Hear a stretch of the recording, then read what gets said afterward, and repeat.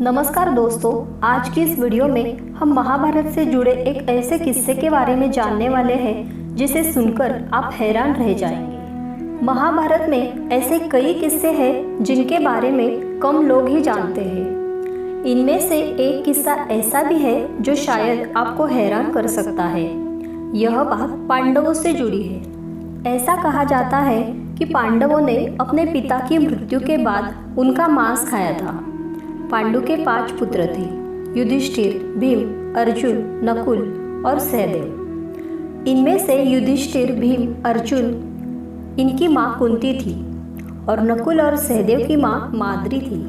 मान्यताओं के अनुसार पांडु को एक ऋषि द्वारा श्राप मिला था कि अगर वह किसी भी स्त्री के साथ शारीरिक संबंध बनाएगा तो उसकी मृत्यु हो जाएगी। इसी के चलते उन्होंने कभी भी अपनी पत्नी कुंती और माद्री से शारीरिक संबंध नहीं बनाए थे।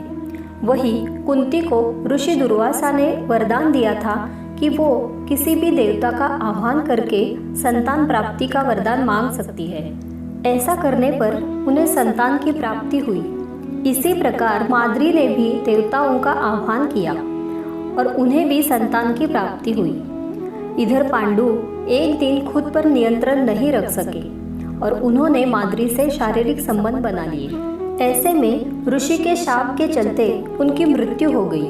मौत के बाद उनका दाह संस्कार नहीं किया गया, बल्कि 5 भाइयों ने मिलकर अपने मृत पिता के शरीर का मांस खाया।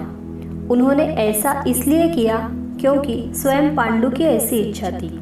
क्योंकि 5 पांडव उनके वीर्य से पैदा नहीं हुए थे, इसलिए पांडु का ज्ञान और कौशल उनके बच्चों में नहीं आ पाया था। इसी के चलते उन्होंने अपनी मृत्यु से पहले ऐसा वरदान मांगा था कि यदि उनके बच्चे उनकी मृत्यु के पश्चात उनके शरीर का मांस मिल पाट कर खा ले तो उनका ज्ञान उनके बच्चों में चला जाए। ऐसा कहा जाता है कि 5 भाइयों में से सबसे ज़्यादा सहदेव ने अपने पिता का मांस खाया था। पिता की इच्छा का पालन करते हुए सहदेव ने पांडु के मस्तिष्क के 3 हिस्से खाए।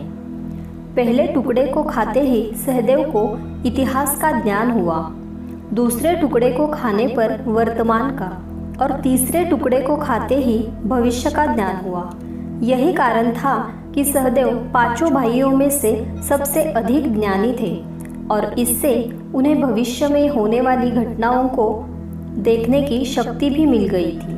तो दोस्तों, इस तरह से अपने पिता की इच्छा पूरी करने के लिए 5 पांडवों ने उनके मृत्यु के पश्चात उनका मांस खाया था। तो दोस्तों, ये कहानी आपको कैसी लगी ये मुझे कमेंट करके ज़रूर बताइए।